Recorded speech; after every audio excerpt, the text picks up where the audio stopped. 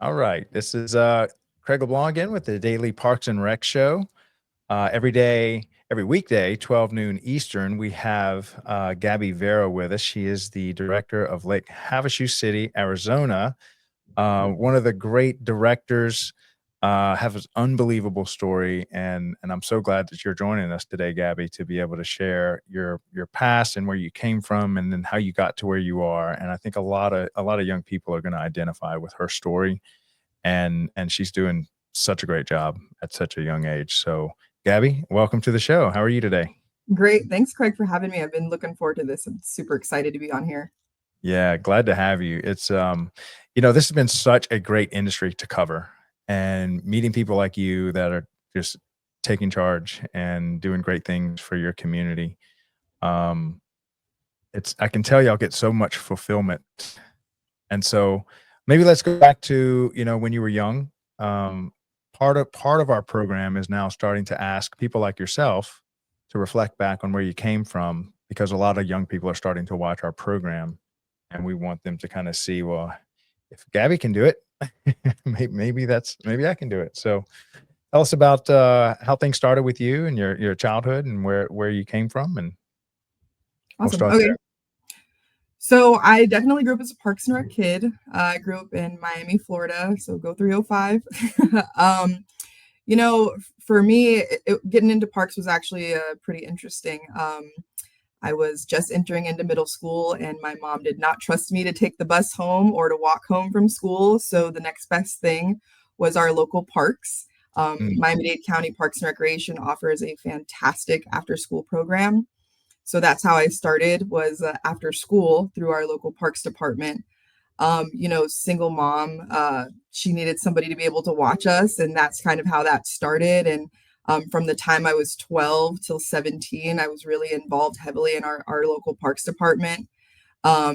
Just to kind of go not too deep into it, but a little deep into it. So struggling single mom. I had my father was, struggling with addiction, in and out of prison for the majority of my life. And Parks and Recreation really gave me an opportunity to have a safe space mhm. and feel like I was included and somewhere I needed to be. And my mom was working an awful lot, and it was me and my sister, my younger sister. So seeing her struggle, but for us to be able to find a space that was welcoming and offered us an opportunity to experience things that we wouldn't have had the opportunity to. I'm so thankful for it. And I think that's probably why I've been so invested in my career within Parks and Recreation. As soon as I was old enough to volunteer, I was volunteering at our after school cares and our summer camps. And as soon as I hit 17, I was working summer camp and turned into a year round employee, working in the same community that helped me out as a kid. And then being able to traverse into other communities and help out those young individuals and in after school care and summer camps and teen programs and all Can of that. can you and I've never attended a um any kind of program like you're talking about, and I think there's a lot of listeners out there that maybe hasn't attended as a child. Can you tell us what's the kind of stuff that goes on? You get off of school, and then what happens for the rest of the day when you attend these kind of summer programs? What does that look like? So then, I mean, and we'll start with after school care first because that was so perfect. So my middle school actually shared land with the local park, so Hammocks Community Park. So I was There's able third to grade that you uh, started? sixth grade. So Sixth sixth grade, grade. okay. Yep. Okay. So as soon as I got out of school, I would just walk through the baseball field, and I was already at our parks facility. Mhm. So we had, structured games. There was homework assistance. They fed us snacks. And it was there was other, middle schoolers there too. So I didn't feel like the only oddball out. Mhm. The interesting thing was, at least for Miami-Dade County Parks and Recreation, they offered transportation. So, like, if you have children that are in elementary school, they will go and bus them. So they'll pick them up from their elementary school and bring them to the park. Mhm. And it's a better, I wouldn't say better, but it is a more affordable alternative for families as opposed to the after school cares that were offered through the school system. Mhm. um, a little bit more pricey if you were to do that. I mean, yes, it's convenient because your kids don't have to take another form of transportation to get to a park. But if you were a low income family or your kids were just used to being able to go to summer camp at that facility and now they can go to after school care, at that facility and still be around the same staff that parents feel comfortable with. I think that was also another added bonus, because typically some of our after school care leadership were the same leadership that were in our summer camps as well. So that's what that looked like, at least for Mhm. me. Yeah. And then you said after, so you went that 6th, 7th, and 8th grade, and then at what time was there an opportunity to start volunteering to maybe be a after like a counselor or something, work with the younger kids? When did that present itself? So at the age of 14, you're able to volunteer. So I was able to go ahead and I turned of age 14 right after summer ended. So I was going into the after school care year. Because the other neat thing was my high school was also walking distance to the park. No way. So I'd get out of high school and I would just go walk to the park. And you know, the interesting thing, at least for me, is my best friends I met through Miami-Dade County Parks and Recreation. My recreation superintendent that I work with now, I met through Miami-Dade County Parks and Recreation. No way. Um, When you were so young? yes, he was 16 and I was 14. No So, way. and And it's y'all are just both in created, Arizona now. yeah, All the way right? from Miami. Did you recruit him over here or did it just line up that way? 100%, a Oh, I 100%. knew it. You know what? And but that's the great thing about parks, you really do build these lasting bonds and connections with people. When I moved across the country, which we'll get into that too, but just to give you some backstory, when I moved across the country to California in 2017, I moved in with my very first summer camp counselor and her husband. No way. Yeah, yeah. No way. So it's just crazy to think, I was 12 at the time when I first started summer camp, Mm, and she was only 18. And for us to have created these like bonds and connections, and they became family. They're coming over to our house for birthdays, they're coming over our house for holidays and vice versa. Like I'm going on vacation with them, so you don't realize like what Parks and Rec really does unless you're really in it. right. So let's just say I'm a high schooler. So you're what, a sophomore when you're able to volunteer? Or is that A around the same age? freshman, freshman. Freshman, sophomore?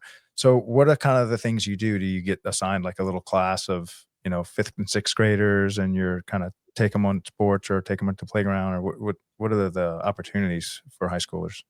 So I think most of it is going to be almost like job shadowing, right? So you're of course going to be assigned with a staff. At least that's what we do here. That's what we did back in Miami-Dade. Mhm. I never want to throw a teenager who's volunteering to the wolves, right, with to a bunch of kids, right? That's like wild animals, Let's No, be real. true. They'll eat them alive. Exactly. Then they'll be like, I'm never coming back, you I'm know? never having kids, as a matter of fact. I know. And we don't want that necessarily, Right. right? But for the most part, you're paired up with an actual counselor or a leader, a park service aide, a recreation leader, recreation aide, whatever they're called, right?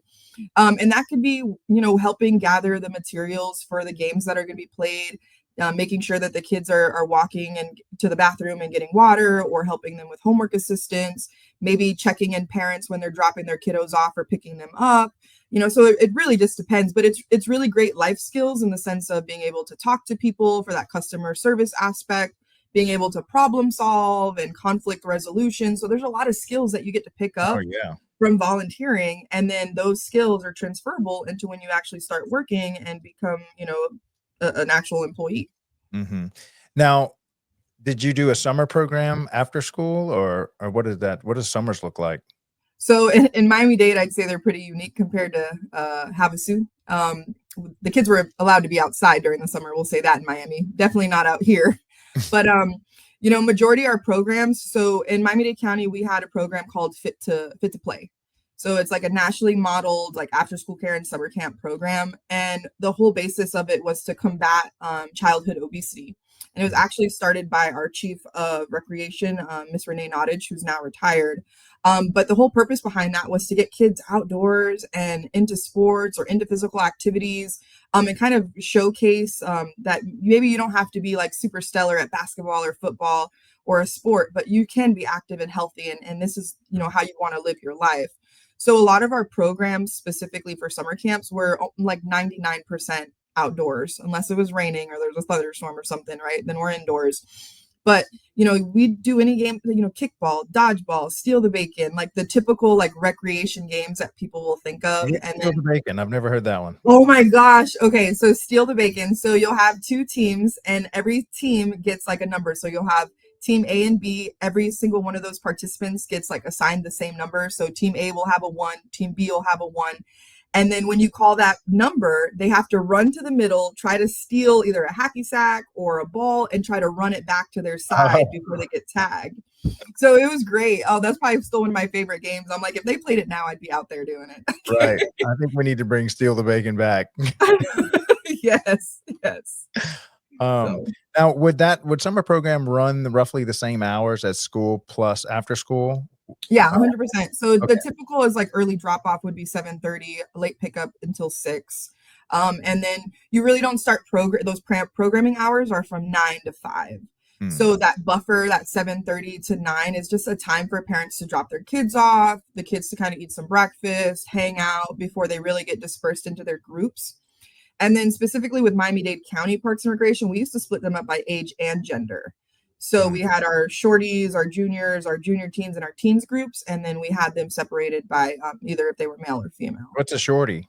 A shorty is a 6 and 7 year old, a Oh, junior is an 8 or 9 year old, and then so on and so forth. I love that. The Yeah, shorty. yeah, The midgets are taking over. yeah, they're so cute, so Yeah, cute. that's a great age group. Matter of fact, I remember I ran a boys club, and the earliest was a father-son club. 5 years old was the youngest you could be, and that 5 and 6-year-old group was a blast. That was the Oh, funnest group to work with. I'm like, you ever watch T-ball? Like, just watch T-ball. You're having a bad day, just go watch the kids out there. It's Right, hilarious. right. They just suck all the worry out of you. Um, okay, so yeah, you're really then now how many is that, like 2 months during the summer, 2.5 months? Basically, Yeah, as soon about as two and a school half months. starts? It's 10 weeks. 10 weeks. Yeah. Okay. All right, so you really grew up in Parks and Rec, like, literally. Yeah, that's my life. I'm a lifer. Okay.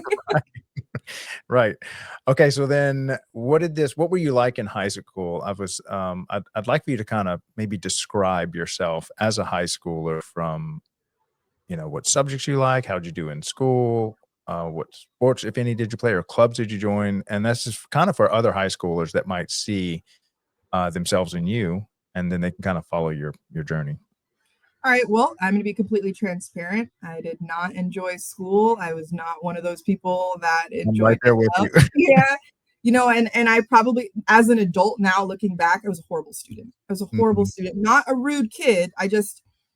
I was bored. There wasn't a lot of, for me, it just wasn't, it just, school wasn't it. Right. So when I graduated or right before I graduated, like I played softball third base, so I was involved in school sports and extracurricular activities. But as far as like favorite subjects, I mean, I think ceramics was probably my favorite, let's be real, just because I was able to get dirty and use my hands. Yep.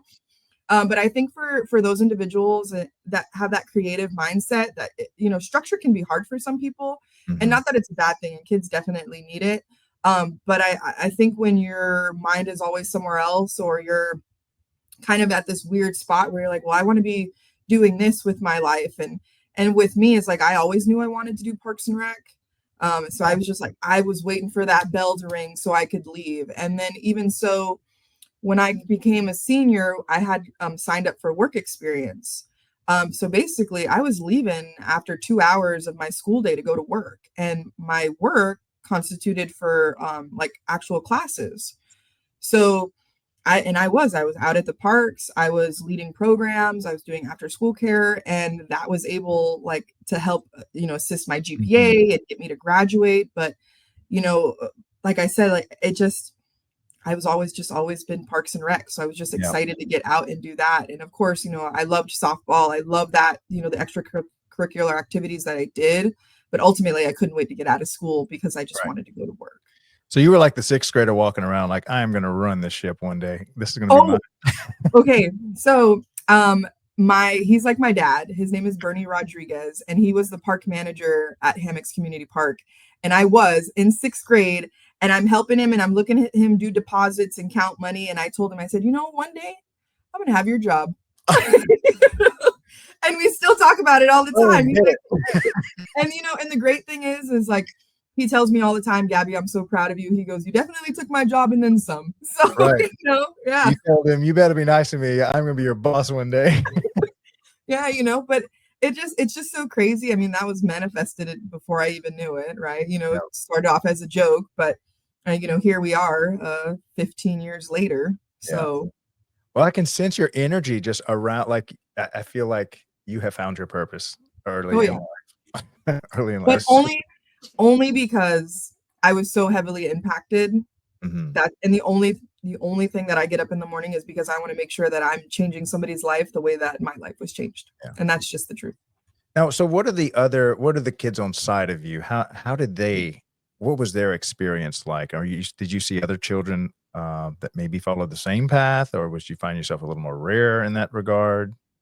I think more rare in that sense. I mean, I had friends who started the after school care program with me in sixth Mhm. grade, and then they didn't continue afterwards. Like they left, or their parents were like, "Okay, you're old enough to go do your thing." And then when we were in school, it's like, "Hey, we're gonna go do this on the weekend, or we're gonna go here." And I'm like, "Oh no, I have teen program. I can't go. I'm gonna go do that." And I used to get made fun of. They're like, "You're always at the park," and I'm like, "Oh, I love the park." Like what? Yeah. And even in high school when people were kind of going out and going to the parties and stuff, I was at my teen program on the weekends planting mangroves and painting underfunded schools. Okay. Yep. Like that was my jam. And I like, if I could be with my people, those were my people, Yep. and we just loved to do that. And we had so much fun. So, and then as far as like my recreation superintendent, because I'm going to use him as an example. I mean, he started work right at 17. He wasn't necessarily involved in it as like a camper or, an attendee. But we consider him a lifer too. I mean, 17, you're still a kid and he's still Mhm. doing it at 34 years old. So Yeah. I think we're gonna have a category for you. You're gonna be called the native Parks and Rec. I'll take it. I I'll was take born it. I was born here. This is my homeland.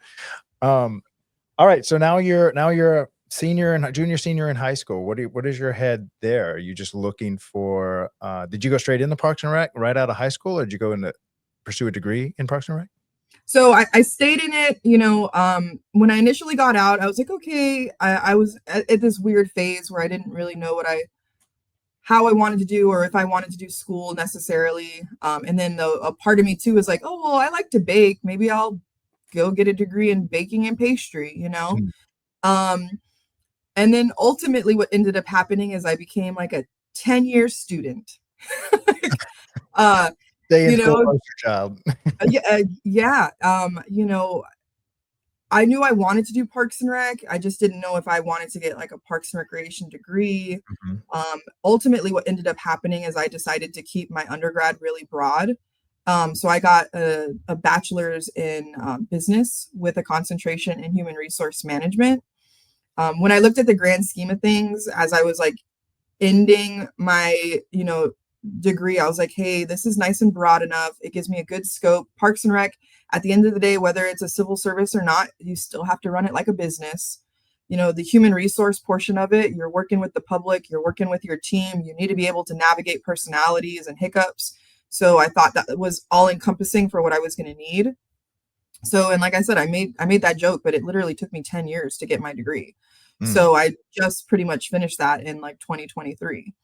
So, um, and it did, it helped push me along. I've had a lot of great support along the way, just getting me to where I needed to be.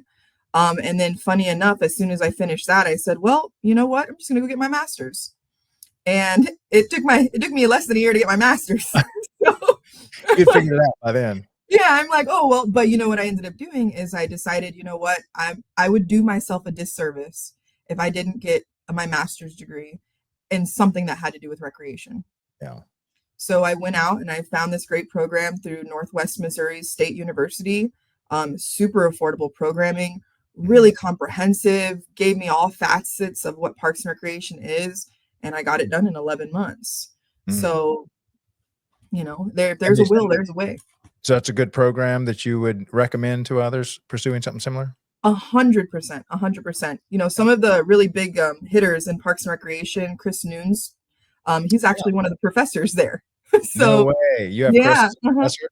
yeah, Chris is a professor. Wow. So, yeah, and then he was involved in the externship program through AAPRA.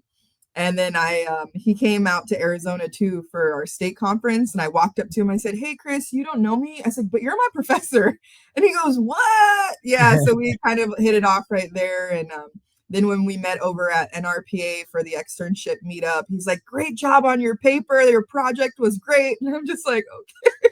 Yeah. But it's really cool to see, Parks and Rec, the industry in the field. I mean, it's pretty small. I mean, there's a lot of us, but it's still very tight knit and small. Yeah. Shout out to Chris Nunes. He's a legend in this industry. Yeah. He makes his rounds. That man, I think, might hold the record in Parks and Rec for most miles flown to Parks and Rec events. Oh, 100%. 100%. I want to be like Chris when I grow up. He is. I'm not even certain that he doesn't have several twins. He might be Cloned? Yeah, he's yes, probably cloned, huh? cloned. So I'm like, how do you cover so much territory? He is a man on a mission for sure. Mhm. All right. So I know a lot of people struggle with finding their why. I have a feeling you identified yours early on, or at least have it today. What how does it affect you today? Like how you lead today, how you're managing your Parks and Rec career coming from, you know, sixth grade being in there? So I think for me, I mean, everything that I do is with purpose. Mhm. Every opportunity I've taken, every time I sign up to volunteer or do anything, it is does it meet my mission? Does it meet my purpose? Am I representing myself and the reason why I get up every morning appropriately? And it's always my thought process in the back of my mind. For me, even when you reached out to do this, I'm like, yes, like I want to tell my story. I want for people to know that this is a career opportunity. When I go and I speak at our local high schools, these are the things that we are constantly talking about. I mean, what is that saying that if you do something you love, you never have to work a day in your life? Yeah, And that it's is true. the honest truth. Yeah. Yeah. So, and even in what I'm doing now, I try to make sure that my team, we move with purpose. We do things because we want to. The idea behind that is to make sure that we're bettering the community in which we serve. And if that's not at the heart of what we're doing, then we really need to rethink how we approach. Now, do you ever see yourself in some of these little kids that are in your program saying, I could be providing the program, providing the shelter, providing the safe place for a little Gabby in my program right now? Do you ever kind of reflect back on that? Yeah, there's a few. There's definitely a few. And then as you move up or you move away, keep in contact with some of those little knuckleheads, you Yeah. know, that's always the hard part. But creating those relationships with their parents makes it much easier. So Yeah. there's still quite a few. I'm still checking up on them and seeing how they're doing. And maybe they didn't go into Parks and Rec, but they're in sports management or something along the lines. And as long as they're doing what makes them happy, that makes me happy. Yeah. My sister still works in Parks and Rec too. So, she's got her gig over at City of Mesa. So she's working over there. Wow. And I always try to push people. I'm like, hey, even if it's just for part-time, just just give it a try. And Parks and Rec is so much more than just sports and baseball fields. There's so much Mhm. more to it. There's communications, there's marketing. So anything that you're really interested in, you can do something along the lines in Parks and Rec. Yeah. Yeah. Yeah. And I don't know if you've had this experience, but I still have to this day, I still have grown men, huge guys. They turn into a 5-year-old when they're like, coach, and they running me down. And I'm like, who is this guy? I hardly recognize them. They're just adults now, but they remember all those days that they were in a program. We were doing cross country or we were doing the father son program. So if you're leading one of these kids, man, you don't realize the influence and the impact you have in their life when they're that age. And you said there were a few people that kind of meant that to you as you were coming through at sixth grade in high Oh school. yeah, 100%, Yeah. 100%. All right. So you had mentioned that you had given a speech on imposter syndrome, and so I'd like you to tell a little bit more just about that talk and maybe tell us how that kind of and really I think all of us experience that we all feel like okay I don't belong here, maybe I'm not good enough, or can you tell us that part of the story? Yeah, so I guess really to start it off is, imposter syndrome kind of hit me uh, probably a couple of years ago, really, really hard. I had gotten this great opportunity. I was just leaving the city of Phoenix as a recreation coordinator, Well, can you and I got define imposter syndrome first? That or how do you define imposter syndrome? so for me, I just think it's the feeling of inadequacy, Mhm. the falsities that we tell ourselves, that are not our own reality. That's just what we have envisioned for ourselves. It's that inner critic that's telling you that you're not capable or you're not good enough or worthy.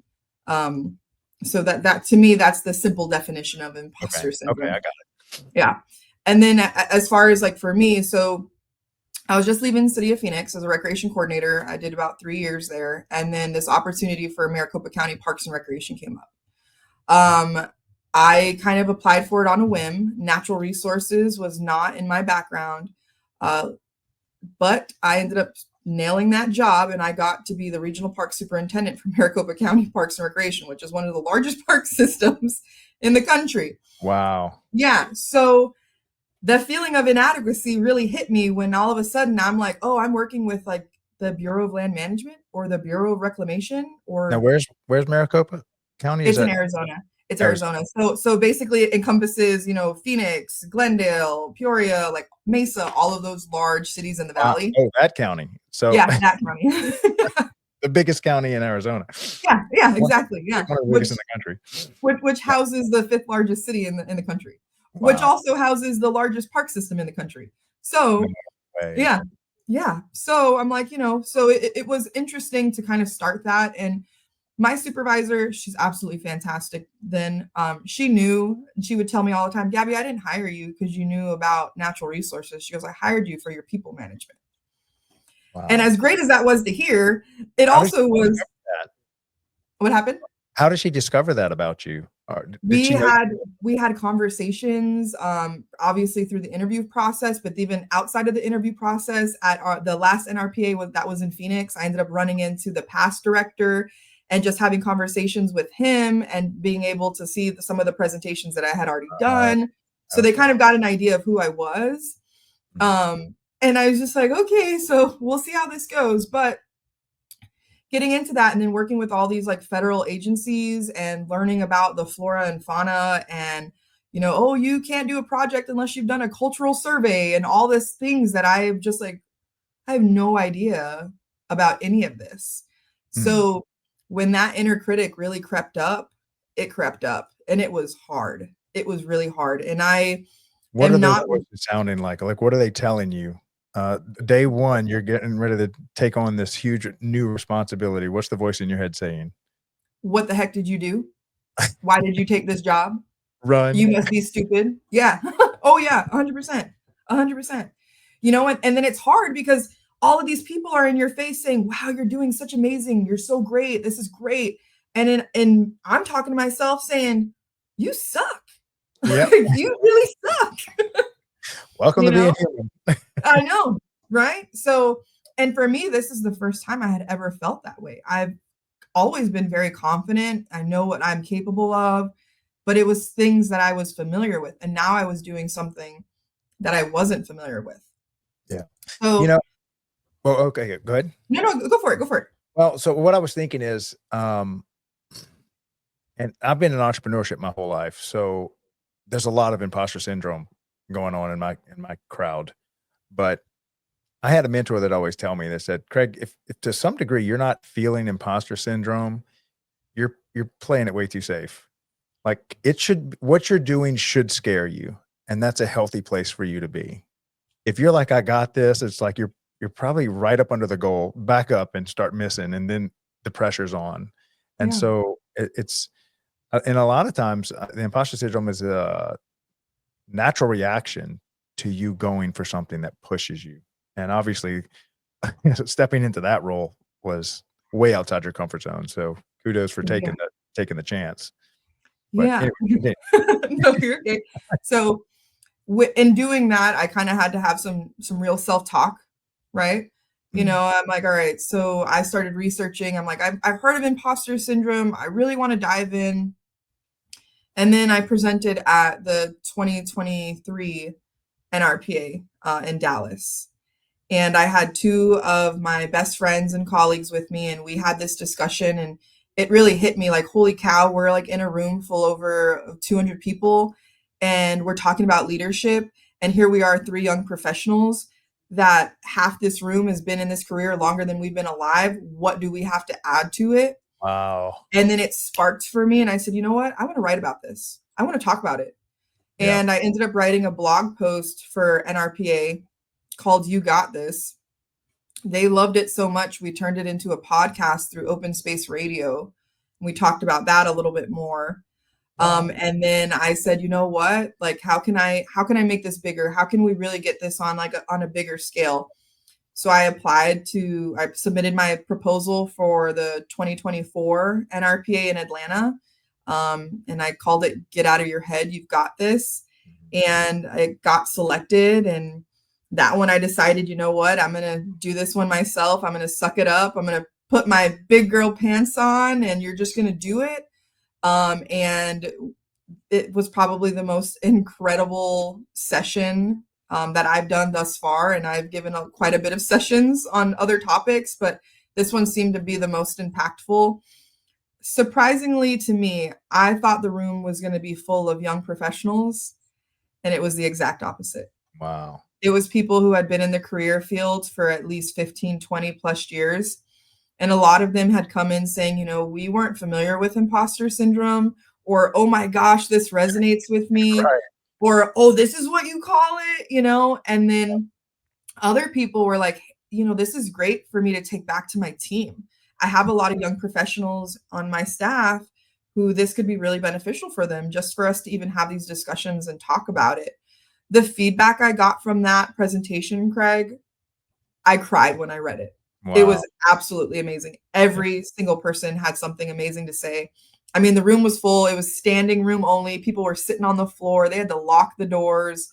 So we had a Wow. packed house. And Yeah. that just goes to show, though, that there's a lot of people who are dealing with this, or who work with other young professionals, or just a professional in general, that are having these, these self-doubt, right? The self-doubt, this inner critic. And I think the more that we talk about it, it's gonna help. Yeah, and I love how you noticed and brought up that the different age groups and the older age groups, because and by the way, thank you for being so open and vulnerable with your life, because when you speak of fear and doubt, you're speaking to all ages.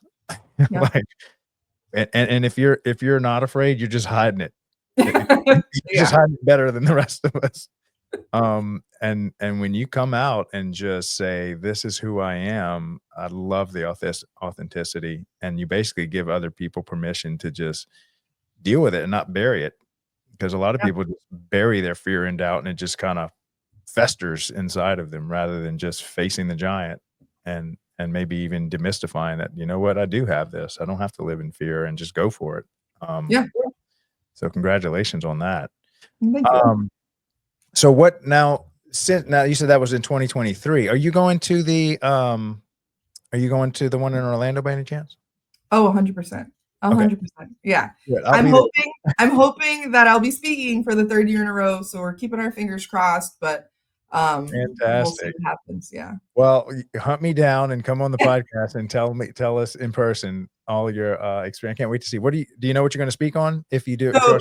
yeah. So I put it okay. So coming into Lake Havasu City, there seemed to be like a divide within our own parks department. It was Mhm, very division oriented. There was no cohesion. So me and our park superintendent, we were just kind of bouncing ideas off of each other. And I'm like, you know what? I'd really like to talk about organizational culture. So he's like, whatever you want to do, I'm for it. I said, because we've already shifted the culture within the last 7 months. mhm. Still, some improvement needs to happen, but for the most part, so it's titled Dumpster Fire or Diamond in the Rough, Transforming Organizational Culture. So Nice. we're going to talk about some of those key points and some of the things that we've done within the last couple months as a team, to kind of help assist our other team players kind of either set themselves up for success. So that may even mean weeding out potential people who this is not the right fit for them, Mhm. and just having those tough conversations. But ultimately, I think it would be a lot of fun. So we'll Yeah. see what happens. Well, we just flew past the halfway mark. We were supposed to stop at like 25 minutes. We're at 35 minutes. All right. So our halfway mark, we're going to play one of the videos that our content creators, we have 6 full-time video content creators, and we just give them a story essentially, and then they try to tell it in 60 seconds. Right. And the story we gave them, we were like, we want to talk to high schoolers that are considering, maybe haven't made up their mind in their major, trying to think, what do I want to do? And they don't even know about Parks and Rec. And so I said, let's make a video that every director could play during their orientation, during summer camp, during whatever, and maybe plant some seeds. Just throw seeds out. Hopefully it lands in somebody's head. And then maybe they consider this as a career path in college and go pursue a degree. So let's see. I think it would, let me check real quick and see, because I want to give them credit.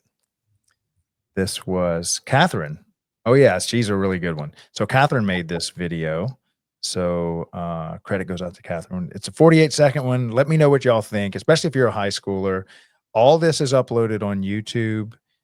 It's free for use. If you're a director, you don't have to ask anybody's permission to use it. All of this was created by us. And so I'm giving y'all permission to press play in front of any high schoolers. And then in the comment section, if you don't mind, let us know what we can do better.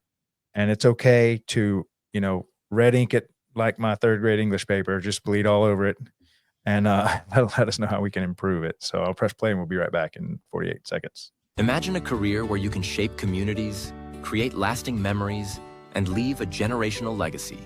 Welcome to the world of parks and recreation. Parks and recreation professionals across America are shaping their communities, one park, program, and project at a time. This career is more than just a job. It's an opportunity to leave a lasting legacy, improve lives, and help future generations thrive. If you're looking for a career that's both challenging and fulfilling, Parks and Recreation is it. You'll be creating programs, managing projects, and making a meaningful impact every day. Make an impact. Leave a legacy. Parks and Recreation. A career that makes a difference. There we go. I saw Christine in there. She was at the MRPA 2 days ago. She's in New Orleans right now, which is where I'm at. And she's going to come on the Daily Parks and Rec show in Texas in 2 weeks. So Oh, that's awesome. I'd never met her in person, and she just walks through the door, and I'd recognize her face. And she loves what we're doing. So she's like, please keep going. This is desperately needed. We need more storytellers out there telling the story of Parks and Recreation. And that's what we're trying to do. So I'm so glad Gabby came on here to help tell, pull Parks and Rec out of that best kept secret category. I hate that that's how we describe Parks and Rec sometimes. It's like, I don't want it to be a best kept secret anymore. I want the world to know what's going on in Parks and Recreation. Okay, so let's go into that. Where are we today in Parks and Recreation? We'll start with Lake Havasu. What's going on over there? Well, yeah. So Lake Havasu City, it's about 60,000 residents. So smaller scale than what I'm used to. I've never worked in a place with less than 1 million people. So Wow. that's been interesting. 60,000 is not tiny. I think I called it rural the other day to somebody they work in like upstate Pennsylvania, and they're like, I live in a farming community. That's rural. And I'm like, oh, I'm so sorry. I just came from Mississippi's Parks and Rec convention, and half the people there were over cities under 5,000. Like, it was small communities. Well, you know what? I'm just spoiled. Spoiled. So your tiny town of 60,000, how's it going? Yes. It's going great. I mean, it's been an adjustment for sure. I mean, for it being 60,000, a lot of the residents consider it still that small town feel. We have a lot of mom and pop shops, but this community absolutely loves their Parks and Recreation department. So being able to satisfy the needs of them and making sure that we're still being up to date and taking care of our parks and facilities and offering programs. I mean, that's been a little bit of an adjustment. And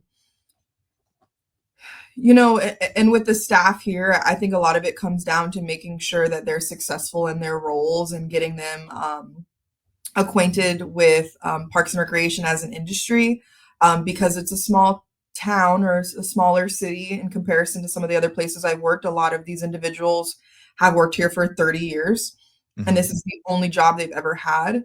And for me, I'm coming in, I was brought in to bring in all these new ideas to, as our city manager said, light the department on fire. Yes. So I'm coming here and now I'm asking for all of these programs. I'm asking for these events. I'm asking for us to start updating some of our parks and facilities. And some of our staff are not accustomed to the pace that I need it to be at. And Mm, the why behind what I'm doing, and this is what I've been trying to explain to everybody, is, our city started off as a retirement community, but there's been such an influx of people moving from other states to Lake Havasu City. We've got 11,000 kids at this point. What wow. are we doing to make sure that when these kids go away to college, that they come back home and invest in their community? Yeah. And that starts with recreation and leisure, right? I Hmm. mean, for us to be able to offer opportunities that have impacted these young people so positively that they're like, I don't want to live anywhere else but home when I'm done with school. Or maybe they want to just jump right into their career and stay local and go to the local community college, but then just jump right into a career here.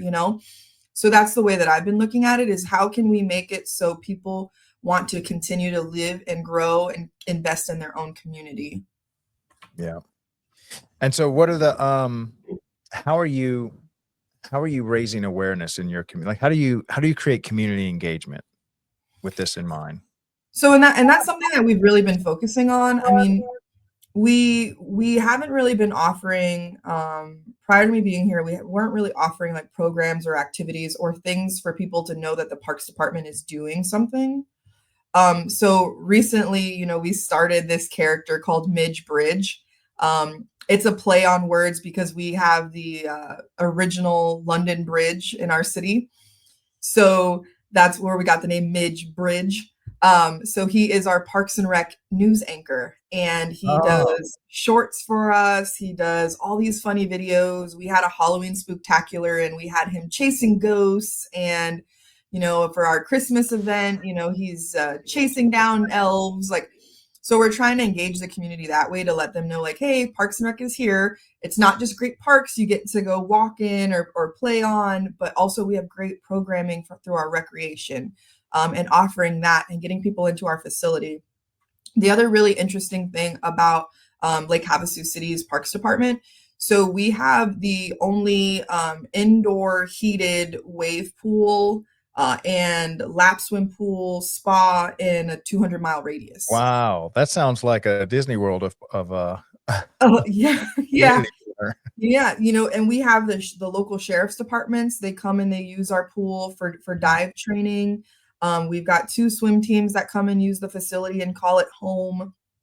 But then we offer, a bunch of fitness and aquatics classes.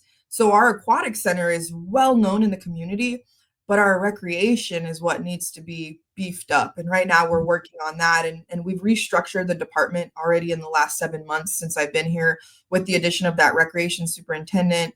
He's going to be able to help us really boost up our events and our programs and get those out to the community. The other thing that I've been doing is, our community is heavily involved in Facebook. There's Facebook groups for everything. Making sure that our flyers or our signage for any future events or programs are being sent out there. We're opening up a new park in the beginning of May. So we did a naming contest and we made it really fun and engaging. And if your name gets selected, you'll win a prize. So we're trying to attract the community and kind of reintroduce them to the Parks Department, and just see what it is that they're looking for. We put it in the budget.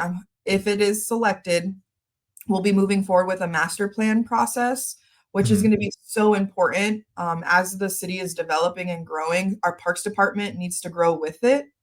I don't want outside entities or community organizations to be doing the job of what Parks and Rec should be doing. Now, as in partnership, yes, but if they're doing things that parks should be doing, then I have Yeah. a problem with that. And that's kind of what our main focus is just putting our Parks Department back on the map. Yeah. Okay, so now that's local. What opportunities do you see, or maybe what vision of the future would you like to see Parks and Rec nationwide go in? I think when we talk about the youth, and I'm so thankful that you've really that's what you've honed in on, is making sure that you can get these like middle school, high school, college age students equated with Parks and Recreation. Mhm. Ultimately, that's my goal too. I mean, I want us to be able to go out to local universities and be able to talk to students or even high schools and show them that there is an opportunity to make a career out of this, and even still, I mean, the YPN, which is a Young Professionals Network, we've got some great people on that leadership team working on compiling a list of all the local universities and colleges that offer Parks and Recreation or similar degree routes. And just being able to use that as that sounding board. I mean, at this point, Parks and Recreation is so important. And it really is, it's a necessity. And I think not only does it add value to like homeowners and of course like economic values, but the value socially and mentally that parks departments do for the citizens, whether that's just playing in green space or finding an affordable program to sign your kid up for, or you even as an adult, like being able to sign up for a co-ed like kickball league. Like those social aspects are so important. And we've lost that in this age of cell phones and social media. So it's almost like that social connectedness is kind of falling apart. And then we don't even want to talk about COVID because that really set us back. Oh, yeah. Now, So, oh, go ahead. no, go for it. Well, I wanted you to kind of tell people what your experience was, or maybe even define what YPN is for Yeah, those for sure. that don't know, and then what's it like to go through that, and how did that influence you? I was trying to pull up his name. I met a guy that worked a lot with YPN, so I'm thinking you must know him. Shoot, he went to the MRPA, and he Is it knew Michael? white bald guy.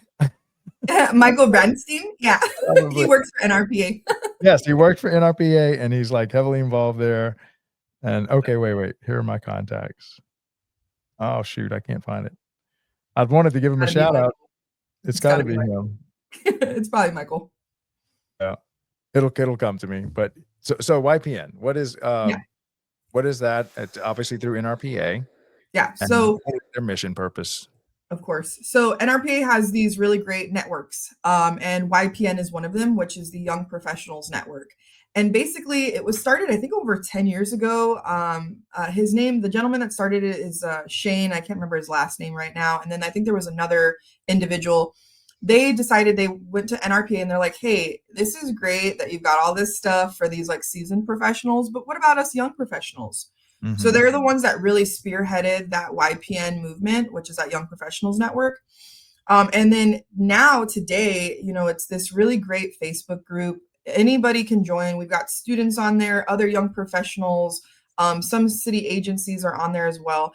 And what the goal is just to offer opportunity or engagement, whether that be educational or maybe even professional, opportunities to other Parks and Rec professionals from around the country. So we do monthly e-meetings, and the topics range from all over. They can range from mental health to difficult conversations to mobile recreation, anything that you can think of. And the cool thing is then we meet in person the week of NRPA, whatever conference that is. All the YPNs can meet in person, and we call it our brainstorming session. And we're able to break down what are the topics that you'd like to see for the next year that we're going to talk about in these e-meetings. Now, as far as what YPN's done for me personally, if I wasn't involved in YPN, which I am their marketing chair, so I have a little team under me, and we do all of the social media posts. I've created the banners that go out for the e-meetings. I've got a team working on monthly newsletters that shout out other YPN members, showcases educational opportunities from around the country. So it's just a really great resource. Do you have any little videos or explainer videos or anything like that? Nothing yet. I mean, I think with that, it's just so difficult because we're all scattered across the country. Like Molly, our chair for YPN, she's in Wait, not Connecticut. Molly. She's going to be on the show soon. Is it Keys? Oh my gosh, now I'm going to have to Command F this thing. My spreadsheet's getting too big. Molly. I hope if I put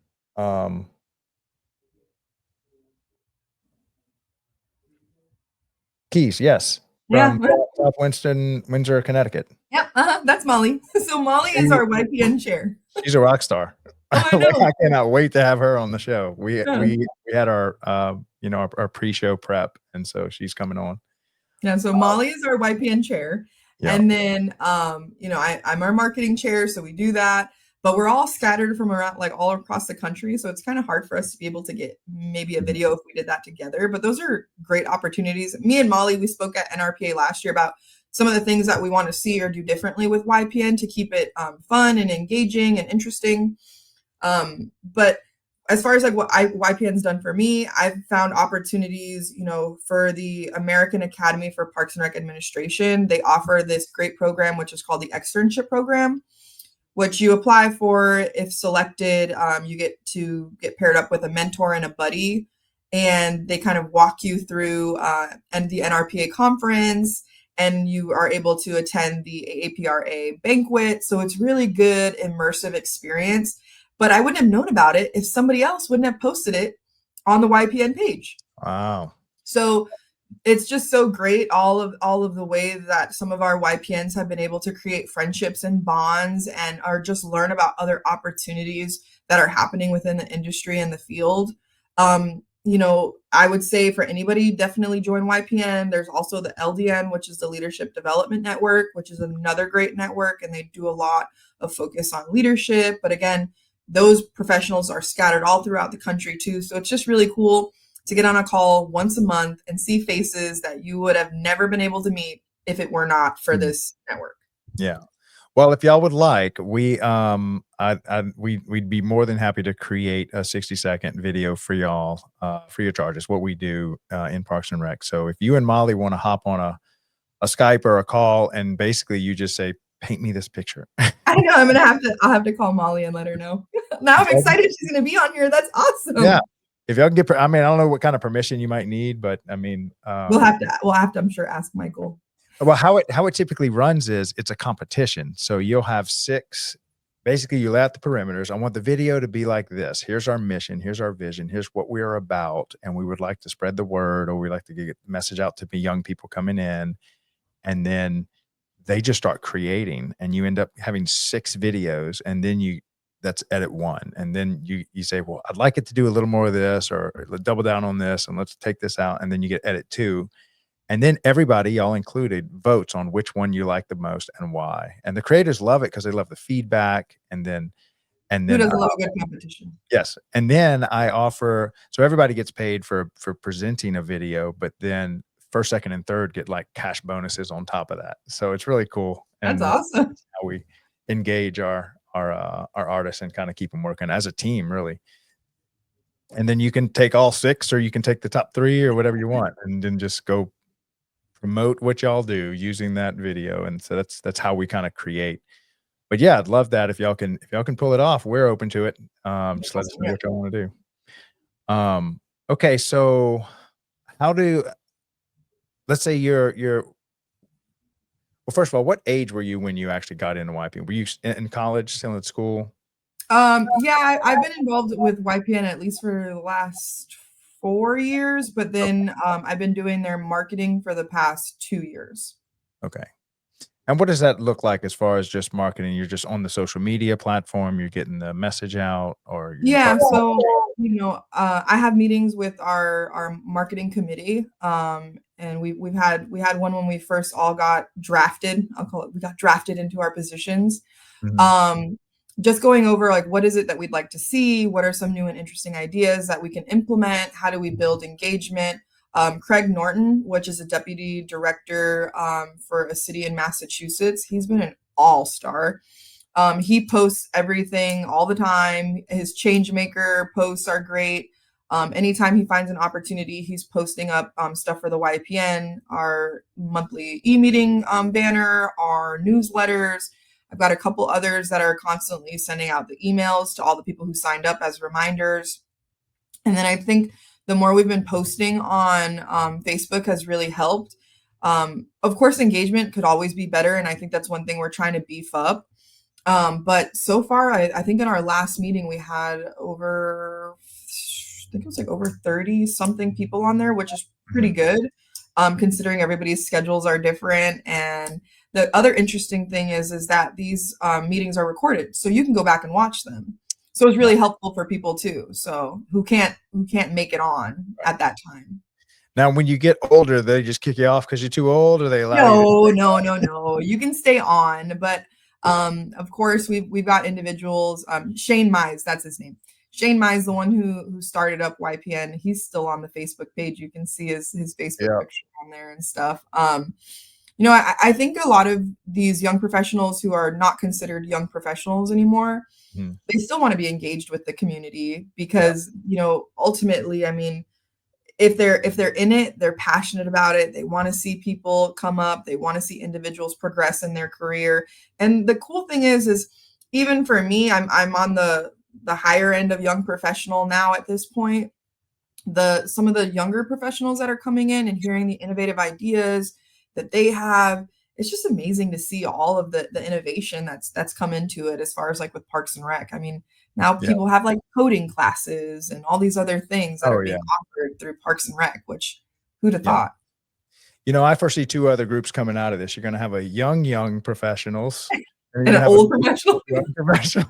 Yeah, probably. I mean, we just love it so much. I mean, and like I said, the friendships and the bonds that you create with these people are from across the country. It's so cool. And it's just so neat. Yeah, and those friendships kind of just won't die. They just last forever. No, So you just got to bring great. it. All right, so we're coming to the end. I've got kind of a speed round of questions for you. I don't know if you're a reader, but do you have any book recommendations, favorite books that, you know, you've influenced you, or even like favorite podcasts or something like that? Okay, so Simon Sinek, I love his book, Start With Why. Yeah, I love it. Great book. Yeah, that's great. That TED Talk he did was How great. has that helped you? Like, maybe there's somebody out there hasn't heard that, but give them a gist of it. You know, I think he just breaks it down. He just makes it simple as far as like finding your passion and being able to pursue that and what that looks like for you. And when you're pursuing your why, or you work with your why, everything around you changes. You know, the work that you're doing, it's all encompassing. And I love it, because I'm like, I get up every morning and I do what I love. And I would hope that for anybody, and even if it's not in Parks and Rec, I mean, maybe you love numbers and you're an accountant. Like, if that's your why, cool, right? Yeah. So I'd probably say that one is great. I'm not gonna lie, I love the Reckless podcast. That is my jam. They're great, and I learn so much listening to them and the guests that they have on that podcast. I'm trying to think. We're actually having one of them on. I have somebody helping me populate the people who are coming on to the show, and they were telling me the other day, we've got somebody from the Reckless podcast, and there's 3 of them, right? So I'm not sure which is coming on. That's awesome. Yeah, but I did want to say one thing about Start With Why, that if what you're doing is not an integral part of your why, it's so hard to involve the deep parts of you, like the heart and your soul, who you are, if your why is not a part of your work. So if you can find a way to work where your why is front and center, you'll create you can't duplicate that creative energy outside of it. I've never found a way to anyway. All right, heroes. Any heroes out there? My mom would be one. Awesome. She's a thug. Okay. She, you know, she really tell us about her thuggish life. Like, well, I mean, here, listen, like, can I say, I'm going to say this. She's a badass. She's just a badass. I have never seen a stronger, more independent woman in my life who is able to take nothing and turn it into something. And the fact that she 100%, especially dealing with some of the stuff she had to deal with. So I would definitely say my mom. Yeah. And then the probably most of which the other people are people who impacted me through Parks and Rec. So Bernie Rodriguez, who you heard me talk about earlier, Renee Nottage, and then probably Miss Robin Brockington, which was my first official Parks and Recreation boss. Yeah, I mean, and I still talk to those ladies almost every day. So, and then Bernie as well too. I mean, like I said, that man's like my dad, even though I took his job. So it's okay. Are you bossing your dad around? Yeah, it's okay. It'll be fine. Any favorite quotes? Yes, I love that quote, "Pressure is a privilege," by Billy Joe King. Yeah, Never that's heard that. probably yeah. So, oh, how did I? Oh my God, I just forgot her name. How could I What does forget that her quote name? mean to you? The fact that I get to be in the position that I'm in, and even though some days feel hard, I feel blessed to do what I do. And Yeah. even when I'm struggling and I feel like I've got too much on my plate, it's a privilege because it could be worse. Yeah. So, and then the other one is finding comfort in discomfort. Yeah. So, Wow. Those are two great quotes. It reminds me of another mentor of mine. He always wanted the ball. And he said, if the ball's going to get dropped, I want to be the one to drop it. And he was just a leader since he was in like high school. He was a football quarterback and stuff. And he took that into his adult life. And he's just said that pressure forms you and you, yeah. you take that pressure away. And remember, here's another story by the same man. His mentor had a $50 million exit, and then after about 5 years of exiting, he just went and lived in the ski slopes and stuff. And Shane was like, "So, do you miss it?" And he's like, "Well, I miss who it made me. That pressure made me, and now I feel like I'm just fat and lazy because I don't have Yeah. that pressure anymore." And so I love that quote that pressure is a privilege and it's formative. Yeah. And And so, then you'll hear Jody Adams say it a lot. That's the name I was trying to think of. oh, Uh, Jody Adams. yeah, Yeah, she quotes it all the time. I love that quote. I can't believe I've never heard that. That's a beautiful quote. Um, if you could change one thing in the world for the better, what would it be? Oh gosh. Um, like world hunger. I mean, there's so many, right? Like I feel like now I'm on Miss America. World Right. hunger and world peace. Ultimately, honestly, I think just being able to offer people resources that'd be the biggest one. For food insecurity, water insecurity. I mean, housing insecurity. There's so many things. So Yeah. that'd Yeah, be so it. much of that can come through Parks and Rec. I Oh, mean, 100%, yeah, 100%. great example. So if you're looking to understand the value that Parks and Rec creates, there you go. Um, best advice you've ever been given? Don't stop. Just don't stop. And then the other one would be, hey, it's time for you to leave. You hit your ceiling. So, and that one was from Miss Robin Brockington. Yeah. That's the only reason I left Miami-Dade County Parks and Recreation. So What's the worst advice you've ever been given? give up. Quit. Or you can't do this. Yeah, yeah. Yeah, Those are the people though. You're like, all right, I got you. Don't that's worry. it. You know, the best people to succeed in front of are the ones hoping that you fail. Yeah, that's That's okay. Thank you for your support. Right? right. Thank you for that motivation. Hmm. Well, Gabby, this has been a blast. Thank you so much for coming on to the show. Thank you Uh, for having me. I can't wait to have Molly on here, and then I really hope we are able to create something for YPN for y'all to use. That would be fun. Yeah, I think that would be actually really, really great. So hopefully, fingers crossed. Yeah. Well, look, I appreciate you coming on, and I hope we get to meet in person, maybe in Florida at the convention. But keep up the great work. I think you're an inspiration to this industry, and I hope a lot of kids that are watching you are able to say, I want to be Gabby's boss one day." I'm sure. Well, I'll have to be the city manager then. That's right. That's right. You better be the mayor. Awesome. Well, thank you so much, Craig. I really appreciate it. Yep. Awesome. Have a great day. Thank you. You too. Bye. All right. Bye. All right. So, wow, that was awesome. These shows just keep getting better and better. I think it's just quality people that were able to just highlight their story, tell their journey into Parks and Rec, and just an awesome group of people.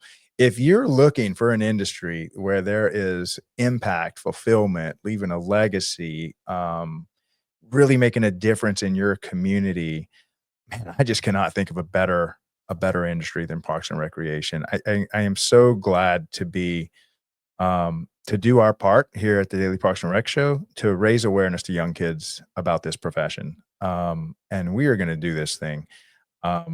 We're already up to about 6, counting me would be 7, creators and artists that are here to tell the story of Parks and Rec. We have a growing team. My goal is to get it to 20 or 30 by the end of this year. I was concerned about how am I going to fund this thing. Right now, I'm just funding it off of my Bitcoin stack, but that's not going to last forever. So, but I've got some really great sponsors that are now coming to the forefront, and now we just have to kind of pick and choose which one is a great fit. We want our sponsors to really be a part of the story and feel like that they are really Parks and Recreation. Um, but we've got quite a few that are stacking up. So I appreciate everybody that's reached out and support us. And of course, my old company was manufacturing LED lights for ball fields. And I just want to shout out to Peter. Yesterday, he bought $10,000 worth of sports arena lights, 10 of them for his baseball fields and stuff. And he's an old time customer and he fell in love. And he's one of the guys that actually kicked me over the edge to do this. I was reaching out to some of my parking director friends, and I said, "Y'all need to start a podcast." And no, y'all need to start a media company that tells your story. And I was so excited about them doing it. And Shonda and the rest of them, Shonda Smith, shout out to her, the soon to be the queen of Alabama. Right now, she's in Mobile, Alabama. So love her. They just look back at me and say, "You should do it." So here I am. But thank you for all the encouragement. Thank you for all the support. Thank you for guys like Peter that are buying our little Girl Scout cookie and helping us fund this thing. It is a blast. I'm so honored to be able to tell the story of or help people like Gabby have a platform to tell her story, because it really is their story, and it's just pleasure to highlight them and lift them up. So great job, Gabby. Keep it going. And to all the other Gabbies out there, man, y'all are making a great nation, great communities to live in. I am so excited about the future, knowing that these are the people in charge of making our communities a home really to live in. So awesome. Love serving y'all. Thank y'all so much for the support. Again, I'm Craig LeBlanc with the Daily Parks and Rec Show. We are here every day, weekdays, Monday through Friday, 12 noon Eastern. And you can find us. We go live. When we go live, it's on X. The other account, LinkedIn, Facebook, Instagram, and YouTube, it doesn't allow us to go live yet. So it goes live on my personal account. But probably in the next month or so, those accounts will mature to where we'll go live on all platforms. But if you want to watch this live, it's live on X. You can find it at the Daily Parks and Rec Show somewhere on X. And then also we have a YouTube channel. Let us know what you like. A lot of our content that we're making for Parks and Rec is on there. If you go under videos and then playlists, you can kind of see the ones for career. And we've got some others coming out there. Feel free to use these however you see fit. There's no copyright. You don't owe us anything. We're not looking for anything like that. We really just want to create great content. And I'll wrestle some sponsors to pay for all this stuff. Don't worry about that. Y'all just help us to create great content for the industry. That's what we want to do. And then we've got to grow for talented artists and digital artists and videographers, sound engineers, social media managers that are on our team. So they're having a blast doing it. And actually many of them are like, I didn't even realize that this whole Parks and Rec thing existed. And now they're making videos about it. So they're loving telling your story. And, that's when you get the best out of an artist, where they love what they're painting. They love the masterpiece they're helping to create. They believe in it. And so it's kind of easy to believe in Parks and Rec once you get to know the group and the work that they're doing. It really is almost, I hate to use this, but it's almost like a sacred work. And especially when you see Gabby's story and where she came from and how this was her home, her safe place from like 6th grade as a little kid in Miami, just big old mega city. And then how she worked in to high school and volunteers. And now she's one of our great leaders of a tiny 60,000 person town in Lake Havasu, Arizona. So awesome job. Keep it up. We will be here on Monday doing the same thing. Thank y'all for all the love and support. Love you guys. Y'all have an awesome weekend. Bye.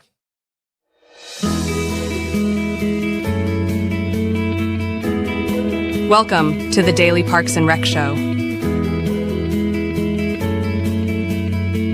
As Craig LeBlanc from the Daily Parks and Recreation Show says, parks and recreation aren't just spaces, they're the soul of our communities.